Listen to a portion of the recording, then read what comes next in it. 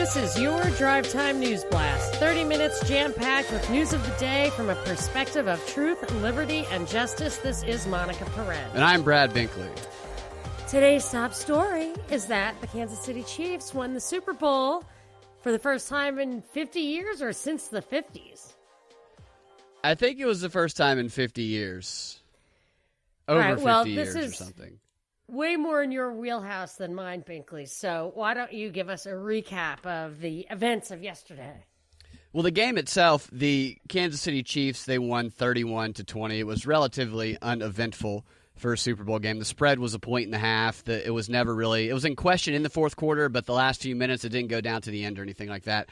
And the game really wasn't the interesting part to me. The halftime show, and I know a lot of people are talking about the halftime show, outside of an 11-year-old girl that was brought up on stage towards the end of the halftime show was like something that you would see on a Saturday night at the Pink Pony. There was Shakira featuring her hips, and the hips do not lie. That's a phrase you heard frequently from the broadcasters. J-Lo pole dancing, and about 20 dudes groping J-Lo while they were pole dancing. It's like their only job was to dance and then grope J-Lo while she was on a pole.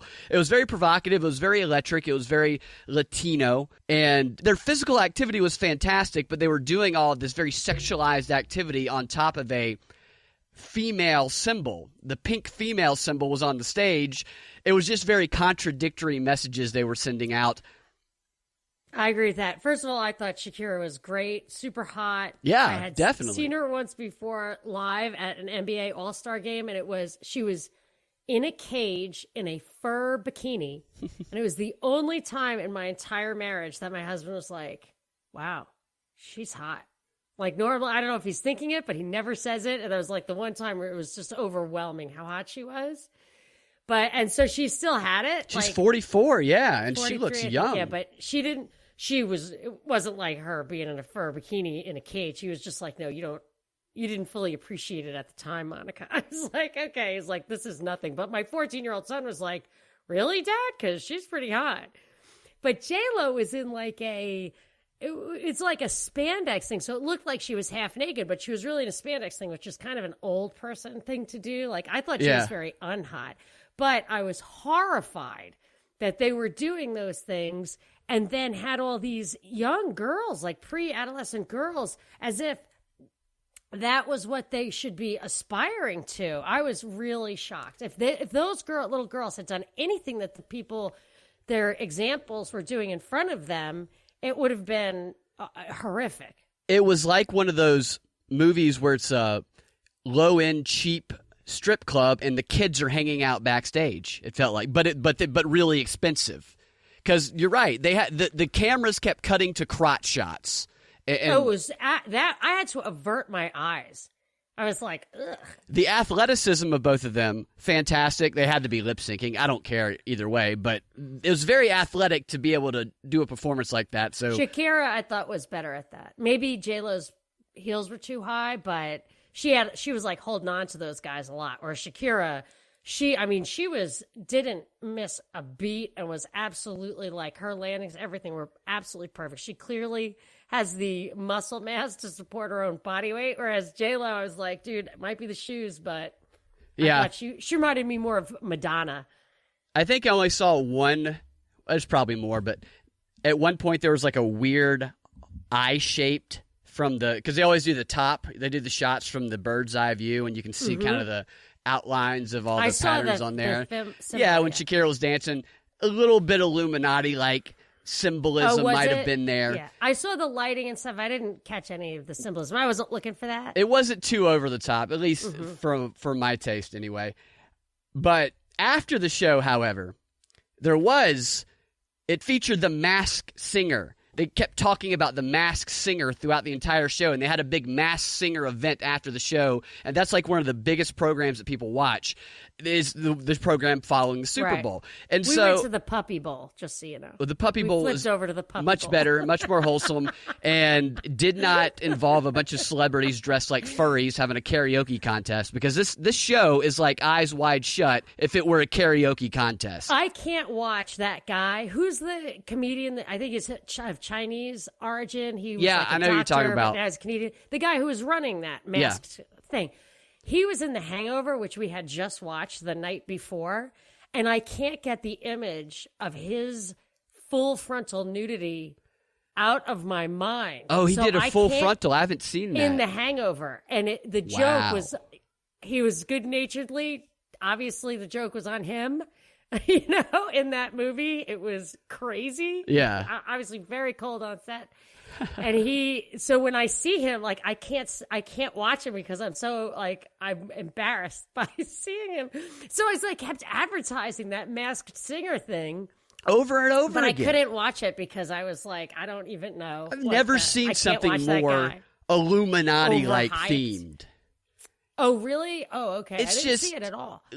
I tweeted one of the pictures that Twitter was advertising, and it's just these bizarre giant heads, like it's a Dragon Con convention. They're wearing furries. It's just really creepy, and it's become one of the most popular shows on television. Yeah, I saw something like that, and I wondered if it was Gritty, the Philadelphia Flyers mascot that was charged by a kid for but he's got out of the trouble. It's totally exonerated. It never happened, but I kept saying, hey, that's Gritty. I think he's a child molester. And it was. My sons were like, what? Gritty is not a child molester. I was like, well, supposedly he punched a little kid, but he didn't. So the commercials were the other thing that I focused on, and a quick run through of some of the commercials I thought is interesting. Facebook had a commercial, and this one was probably the most interesting to me. It was an ad that was promoting Facebook groups. And it showed various groups of people who were part of the same Facebook niche, very tiny niche of people grouping together to do their unique interests. A couple examples were they had a rock skipping group, they had a front porch sitting group, they had a mixed drink group. People like to make mixed drinks like you talk about. You have a blog. And the reason I found it interesting is because whenever people spell doom for Facebook, whenever they say Facebook is done, I say, no, it's not. It's not done because those groups are where intelligence gathering gets everything they need to have personalized appeals that meet specific niches, even crossing. You could be part of one tiny niche and part of another tiny niche, and the things that motivate you are going to be so unique that they could be personalized, and the propagandists can have a field day with Facebook groups. So I thought it was interesting. Birds of a feather. Yeah. Like Google was Birds of a designed feather. for. But that thing, all those little groups had that rock theme. I thought it was very clever. That was, yeah. Like it was front porch rocking. It was Chris Rock. It was Rocky. It was, rock and roll, rock climbing. I thought it was good. I really thought it was clever. But now that you mention that, it's very interesting the kind of Facebook dialectic marches on, because Stephen King came out today saying he was leaving Facebook because it doesn't censor political speech enough. Yeah. He's sticking to Twitter, He's a shill, though, because I read a really good novel he wrote about JFK, time travel and the JFK assassination. Oh, yeah. They made that into a show. His book, they made into a show? I think it was called 1963. Yeah, years ago. I think the book was called something like that. And he said in the book, he's like, my wife doesn't think that he was just killed by Lee Harvey Oswald. However, so it makes it look like he's actually seriously considered and doesn't reject people who think that. I have done so much research, and I have concluded that Lee Harvey Oswald acted alone, which is a preposterous conclusion. Like, there's no chance. If he had said, I don't know, I don't have the courage, I don't know, I just can't bring myself to believe, if he had said anything like that. But he said that he concluded, and of course, that for me, that means that he is just a complete sellout. But, Stephen King wrote The Shining, right? Yes. There's a story, and fact check me on this, but there's a story that when he was writing that a long time ago, that his wife, because he was so obsessed with it, got upset and threw his manuscript in the fire. I never heard that. Yeah, I have to check the validity, 100% validity of that, because my sourcing is a secondhand source, unnamed. Well, you will never know the truth of that story, but you could possibly do some research to find out what the official narrative is. Yes, exactly. So a couple more things, Jackie. A couple more commercials. An Alexa commercial. There was an Alexa commercial. Did you see that one? With Ellen and her girlfriend, Portia? Portia de Rossi, yeah. Mm-hmm. Where the premise of the commercial was Ellen asked Alexa, do something for me. And the premise is, what was life like before Alexa? Then it goes through these series of what ifs throughout history. And it's always like a subservient person who's a maid or who is taking orders from someone. A kid is Al or Alexa or Alexis. And So it shows how horrible life was without Alexa, right? So all these people, their jobs were taken by Alexa, essentially. But then it gets to the final one, and it's Richard Nixon saying, hey, make sure you delete those tapes, Alexa. And then it shows a black woman who was his secretary in the commercial, and she says, okay, but then she looks to camera and says, I ain't deleting shh, and it cuts out. So I ain't. Oh, is that? We couldn't understand what she was saying. She was saying, I ain't deleting shit, and they, like, bleeped it out. Right. So what that tells me is that last example is exactly what Alexa does now. So the other examples were when Alexa's bad. This one is, here's what Alexa's going to do. You're going to tell it to delete shit, and if it's incriminating, it ain't deleting shit. Wow. I think that was a message for what its actual function is right now. Even if it was subconscious that somebody did it that way, even if it was a revelation of the method moment, I mean, that is really interesting. Because I couldn't even understand. I knew what she was doing, but I couldn't understand what she was saying. Yeah, they cut it. And that vulgarity thing is a real thing. I don't think I mentioned this to you, or at least on the show, that when I was at the Grammys a couple of years ago, I go every year, and Adele was up there, and she dropped an F-bomb on live TV and restarted her song. I mean, it was really outrageous. And I said, people like, oh, Adele is just such a diva. I said, Adele will not be invited back again. You don't do that. So then this year, somebody cursed, like right up front, used vulgarity immediately. And people were all making the Adele comparison. I said, no. That person was told they were allowed to do it because that's how this works these days. These guys know where their bread is buttered. Adele never came back. They get permission. Yeah. They know. Yeah. And like 5 different people used vulgarity after that. Yeah, they followed the script. She went off script. That was her problem. And also there is this vulgarity rising thing. And I think that is a premonition to put that in a Super Bowl ad. Plus, revolutionary times, people are going to be more vulgar. They're going to be more loose with their, I don't know, ethics. Yeah, I would say this is a rare example that you can point out the distinction between morals and ethics. I think that's a morality problem. Okay. All right. Yeah. I was trying to figure out which is the best word there. Yeah. And it's very hard to explain that. So that's a rare opportunity. But I do think that sports, the NFL, it's like Hannah Montana. She was super, super wholesome and got all the girls to like her. And then she turned into the whore of Babylon. You know, same thing with sports. You get everybody that's a family thing. There's nothing left but sports. And then you have the Janet Jackson malfunction, or you have whatever. And God forbid, I've been to a couple of NFL games or an NFL games since this trend. And they're just not safe for families. So the one I was at they're wasn't. Not. I mean, the people in the oh my it's gosh, the Coliseum. Shocking. Yeah, shocking. Yeah, the things that people say to each other. Yes. I think it was in L.A. too, and I think it might be in the place called the Coliseum out there at the time. Something like no, it can't be the Coliseum, but they had an old stadium. I went the first year the Rams were back in L.A. People are filled with hate towards their rivals when it comes to football games. It was so gross, just drunk.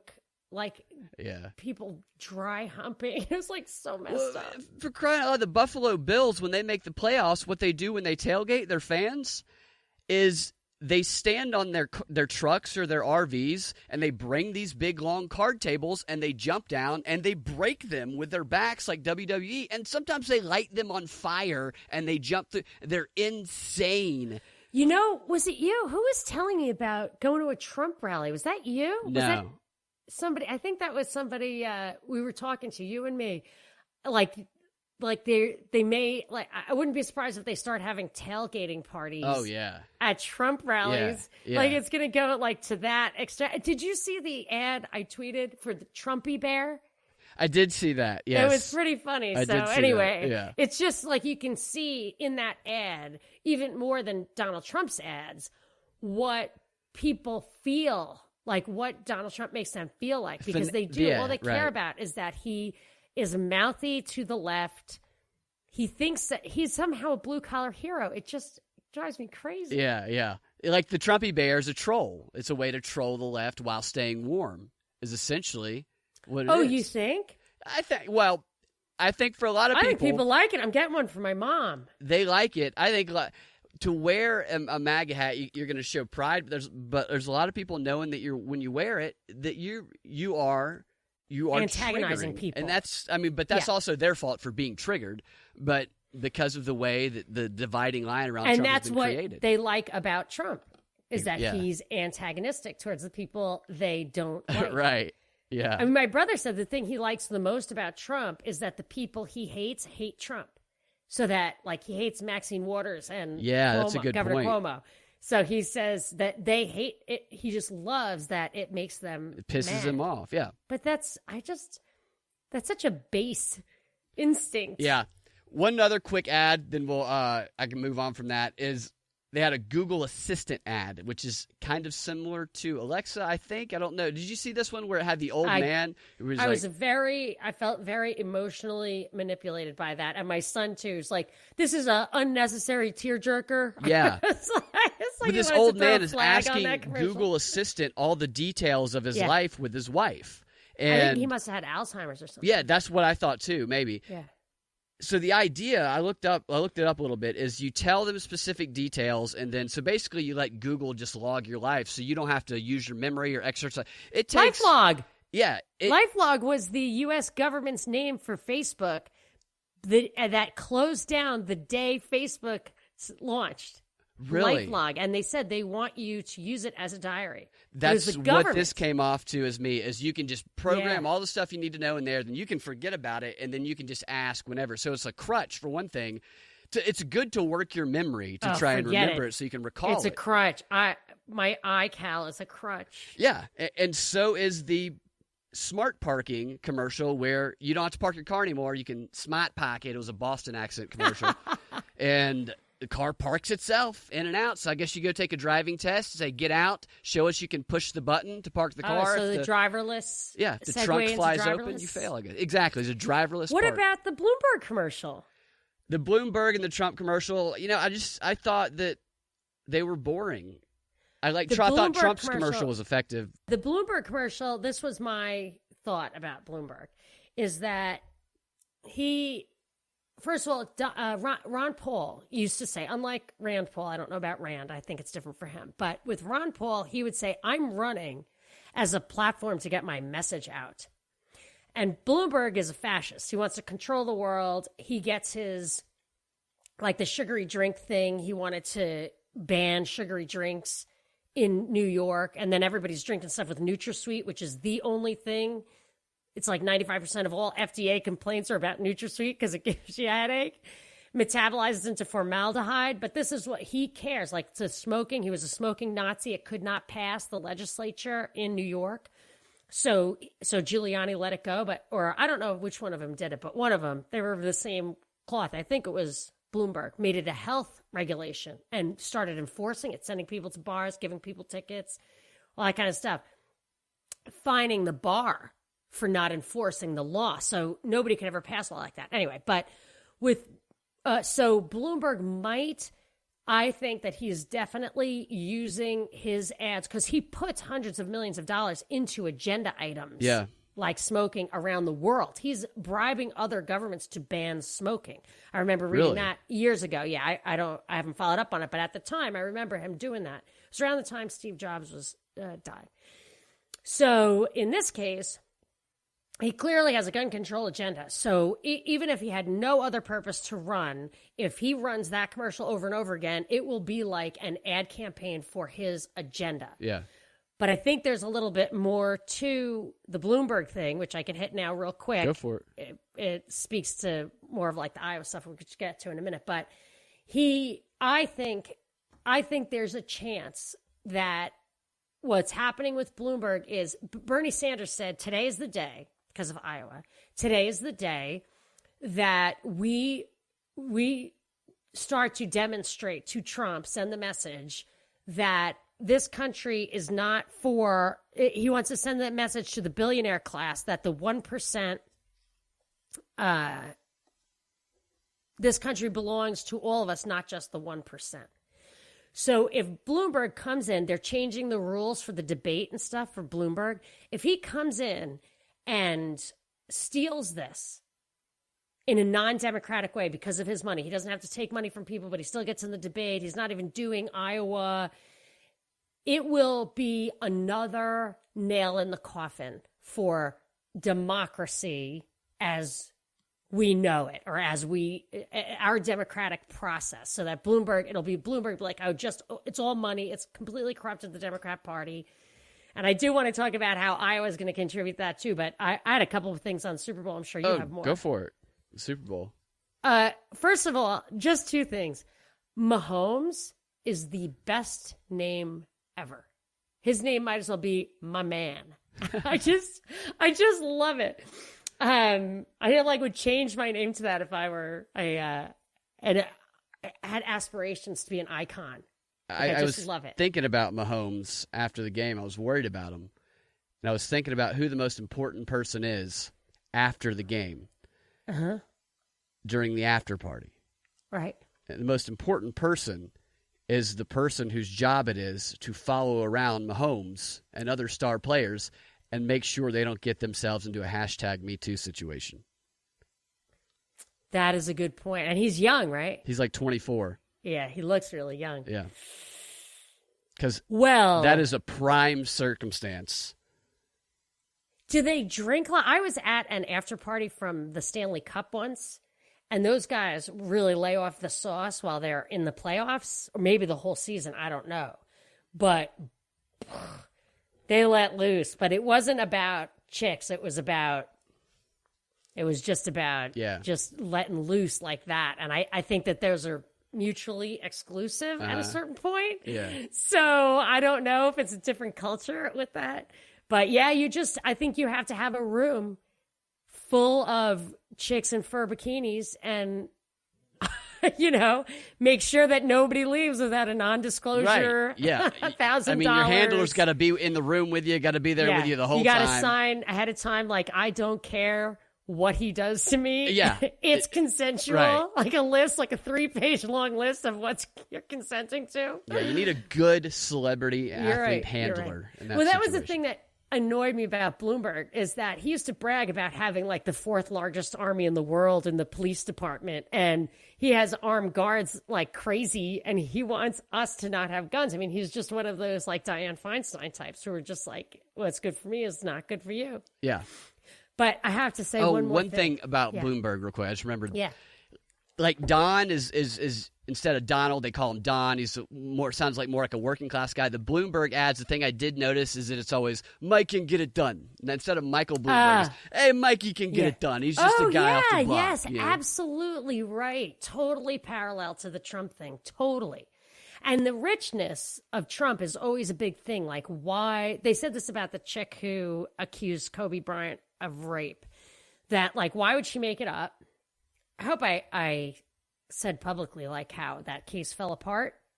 Yeah, I think you did. About that. Yeah, we talked about that. So I don't like it when people call them rapists. I mean, unless they're coming up with something I didn't see. Yeah.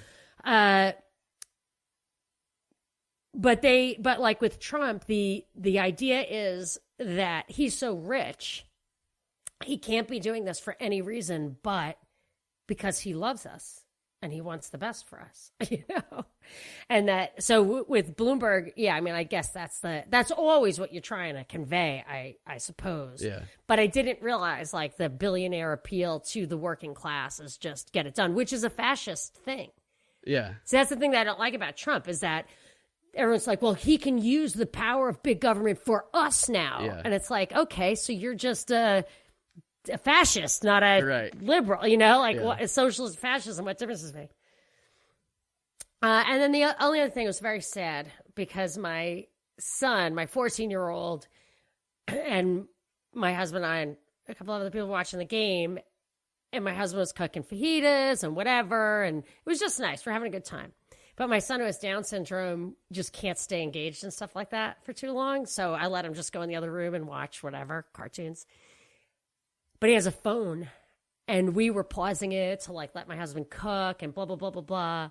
He comes in. The score was 20-10 at the time, so it looked like San Francisco might have an upset there. And my son comes in, and he's just like, look, it's about the TV show. And I was like, I didn't know what he was talking about. I figured it was like the Loud House or something. And I didn't have my glasses on. I couldn't read it at all. So I said to my other son, I was like, what does that say? And he was just like, what the fuck? Like, it's the score, the final score of the game. And I was like, oh, you guys were watching it after. Just like 10, not that much after, 20 minutes. Like, I didn't even realize it was delayed. I didn't even realize my husband had paused it a couple of times. Yeah. I didn't know. Oh, so when my other son showed it to me, I didn't even know that it could have been a bomb, But I couldn't read a word of it because his font is so small. And I just flashed it to my other son, and he was just like, did he tell you the score? No, but I knew immediately it had to have been a reversal. Uh-huh.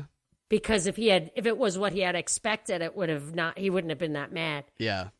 And I was like, look, if you got to leave before Dad even sees the look on your face. Yeah. It's like, I can handle it. I can control myself. It's like, I don't know, man. You can't ruin it for Dad. So that was just one of those like Down syndrome moments where you're just like, I guess I can't be mad about this right now. Yeah. But we had a great time anyway. So I made a fantastic cocktail. I'm sure that you did. I'm a really fun person. Of all the not football fans in the world that you want to watch football with, it's me, because I can get up and make the cocktails while everybody's sitting around, That's having perfect, fun. yeah. You don't have to drink beer. You can have a fresh squeezed margarita every 5 minutes because I'm not paying attention to the game. Yeah, that's perfect. Yeah. Somebody who doesn't have to watch every second of the game. Yes, so that was it. It was still fun, but we got a little... Can I tell you what the global palindrome day numbers... Did you see all this yesterday? No, but I have a favorite palindrome, if that's what you're asking. Yeah, what's your favorite palindrome? A man, a plan, a canal, Panama. I see that one in the article I read. No way! Yeah. Oh, it was the name of a show, a documentary many years ago. Yeah, and I remember thinking, that's a palindrome. It's so cool. Well, a palindrome is when numbers or a word spells the same thing forwards as it does backwards, or it does the same numbers. And yesterday, which was 02/02/2020, 2020. Oh, I can't believe I didn't get This was the first global palindrome because it works both with the month first and then with the date first. Wow, that is awesome. In 909 years, that was the first time we have had one like that. Wow. And it was also, listen to this. Wow. Oh my gosh, I cannot believe that I didn't. I just love it. And it was a numerical one. Yes. It gets better. It gets better. Love numbers. It was also Super Bowl Sunday. It was Groundhog Day. The first palindrome like that in 909 years. And which is a palindrome. yes. There you go. Interesting, which is a palindrome. I hadn't even thought about that one. And February 2nd is the 33rd day of the year. Another palindrome. This is a palindrome. And because it's a leap year, it's 333 days till the end of the year. Another palindrome. Wow. All of that on the same day, and 33 is a big Illuminati number. Super Bowl halftime and show. It's the age of Christ. It's a big my mom number. I mean, like every lottery she ever is. I was like 25, 33, like for Christ's birthday and his. If you're into that numerology, yesterday was your day because that was. Oh my gosh! Wow, I'm so glad it went by without my noticing because I would have been a little nervous. Yeah, because me that's too. the kind of thing that because it has symbolism. Whether these people are like really Illuminati, actually believes in numerology or whatever, they'll do things like that, to make it look either as a misdirection or with occulted significance. I don't know. So that's weird. Do you want to hit Iowa? I do. Okay, let's hit even Iowa. though- I can do my stuff tomorrow with the coronavirus. Okay, I've got coronavirus stuff too. But the thing about Iowa, that I'll just cut most of it out, even though I got really fascinated by, I'm not in a hurry, but I like to keep it tight. But I got really fascinated by the rules change and what it could mean. So I have tons and tons. I'm not going to do it all, but it just like fascinated me. But here's the thing. So Iowa is the first primary. And that's going to be, it's a caucus. So I don't know if they call it a primary. But what happens is you go to your place and you're in a room and you just kind of stand under the sign or next to the flag or whatever of your chosen candidate. And the last 4 ones of these predicted the nomination for the Democrats. They're changing the rules this time, though, and I think the change is extremely significant, and I think it's actually going to do the opposite of what they said they wanted to do. So do you want me to go through it, or am I stealing your thunder? No, I have similar stuff on this. Because you thought the same stuff. Because it's interesting. You want to know. All right, so what happens is you go into the room and you go to your flag, and whatever flag does not have 15% or more of the people in the room next to it, that group has to disperse and find another flag to stand under. So a poll is taken at that moment, and they write down the results, which is new. And then you can disperse and go to your other ones, and then they take a poll of that, and they write down that number. And then, weighted by your turnout relative to the turnout at the last election, if your turnout at the delegate count is low, at the caucus is low compared to the last election, you actually get it overweighted. It's really screwed up. So then the third number is going to be your superdelegates based on the final count with some impact of the weightedness. Yeah. Okay, so here's the thing that's a little messed up about it. So you get 2 choices. Maybe. Yeah. Here's the thing. The first choice, let me finish the okay, how I think it's going to matter, and then we can get into the nuances of it. The first choice you make, and you can write it if it's 15% first choice, that means you're not allowed to reallocate. You can write your name down, your vote down, and go home. So that's a first big change, which means that everybody, see, the most significant thing of this is as you're there, you can tell like viscerally and visually how the vote is going, what the zeitgeist is, what the mood is in the room. They're changing that by letting people leave.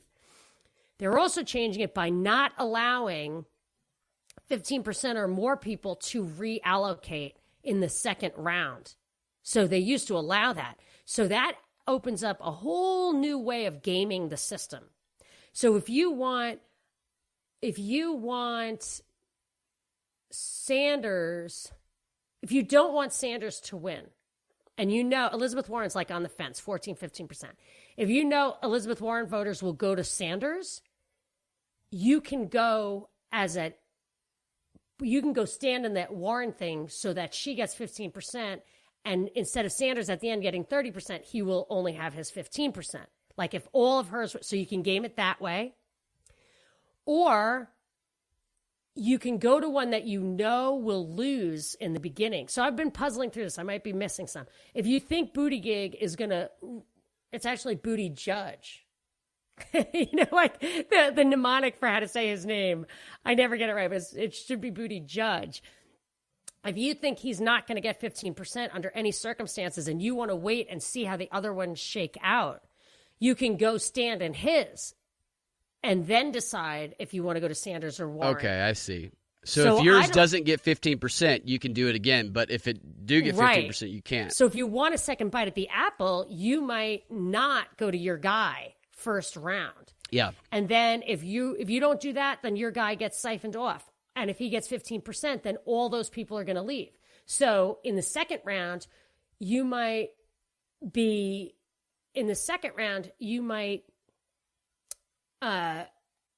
see that Bernie Sanders has like not one person standing by his flag. Mm-hmm. You really will not understand the way the Iowa caucus always worked. I think it's not going to work that way anymore. And they said they wanted to speed up the process and make it clearer. I think that what it'll do is really flatten it out and make it more likely to have a tie, to have dispute over which round really counts as a leading indicator. Yeah. That's what I thought was interesting. I think this thing is going to be, it is a master stroke for the art of ambiguity. Exactly. Because it's all about the way it can be spun afterwards, and because they are announcing the results after the first round, somebody who wins, who has the most votes or most delegates after that round, and then if they do the second round, people who leave from the other ones, it might end up that the person who had the most delegates after the first round does not have the most delegates after the second round, so two people can say that they won, or at least claim victory, and they'll be able to say, well, the other person only won because they got all the second round votes. Well, the other person didn't really win. They got the first round votes. I'm the true holder of the delegates. So you're setting up a potential to have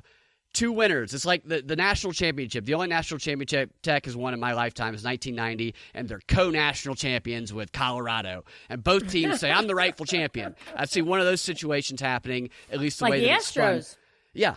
And yeah. This rule was put into place by the Democratic committee because of Bernie Sanders' loss to Hillary last time. Yes. Well, see, I think they may even manufacture circumstances like that to make a rule change they wanted already. So if they did want this rule change already, there's probably a bigger reason for it than just making the news cycle more interesting. Yeah. I don't know. Maybe they want to take Iowa's power away. That's a possibility. And I think Iowa's probably losing some of its power anyway. I just saw really terrible news flash across my screen. What was it? Rush Limbaugh has announced that he has advanced lung cancer. Oh, no. That's not good. I know. And even though I do think that he is like a CIA agent and a propaganda master, that makes me sad because I like to listen to him. Yeah. It's sad when anybody gets disease like that, I think. He's so good, though. Like, it's enjoyable to listen to his propaganda. He is very talented at what he does. Talented. Like, listening to Sean Hannity's propaganda makes me want to, well, yeah, I just don't I have to agree. He's hard to listen to. I can't do it. Couple more quick things about Iowa. I think another thing that might be going on here is, I can't remember the name of it. It's something like voter choice voting. It's something that people have been pitching on the left as an alternative to the Electoral College, and they're testing it in some areas of the country. Really? I think this could be another effort to try and bring the whole, well, the electoral's terrible back into the conversation. We need to eliminate the electoral. And I believe this is something Stacey Abrams has been behind as well.